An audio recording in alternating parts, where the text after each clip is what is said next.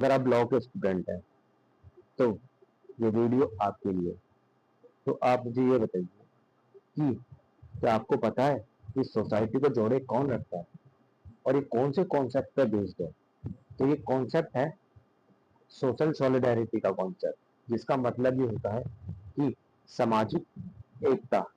Social solidarity का जो concept थे वो हमारे सोशोलॉजिस्ट एमली ड्यूब लेके आए थे, जिसका मतलब था, और उन्होंने इस कॉन्सेप्ट के अंदर ये बताया कि people live together in society and dependent to each other. जो समाज के जो व्यक्ति हैं, जो समाज है, वो किस तरीके से एक दूसरे के साथ जुड़े हैं और वो एक दूसरे के साथ किस तरीके से डिपेंडेंट होते हैं। तो उन्होंने इस चीज के लिए एक सोशल सॉलिडारिटी का कॉन्सेप्ट लेके आया, क्योंकि उन्होंने ये बताया कि जो सोशल सॉलिडारिटी है is the invisible force that keep the society peaceful, organised and united. तो किस तरीके से थी?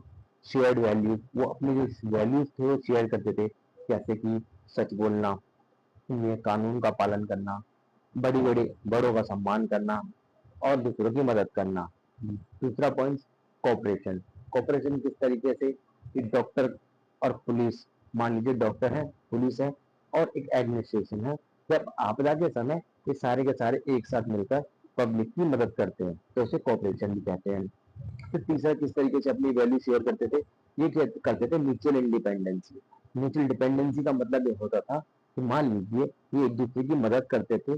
जैसे कि मान लो मरीज है, अगर वो बीमार है तो वो डॉक्टर के पास जाएगा, डॉक्टर है मरीज का इलाज करेगा, पेशेंट का इलाज करेगा, तो उसको मेडिसिन चाहिए होगी, तो वो किस पे डिपेंड है? वो फार्मास्यूटिक्स पे। तो इस तरीके से म्यूचुअल डिपेंडेंसी चलती रहती थी। तो एमली जो डिकनेस थे, उन्होंने क्या किया कि सोशल सॉलिडारिटी को दो भागों में डिवाइड किया। पहला है मैकेनिकल सोशल सॉलिडारिटी और दूसरा है ऑर्गेनिक सोशल सॉलिडारिटी।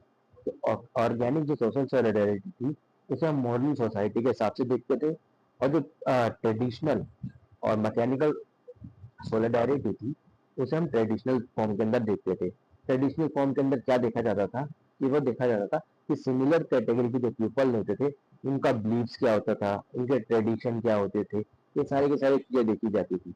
जबकि जो मॉडर्न सोलिडारिटी के लोग थे वो पीपल परफॉर्म करते थे, कुछ अलग तरीके की जॉब परफॉर्म करते थे, पर डिपेंडेंट रहते थे एक दूसरे पे।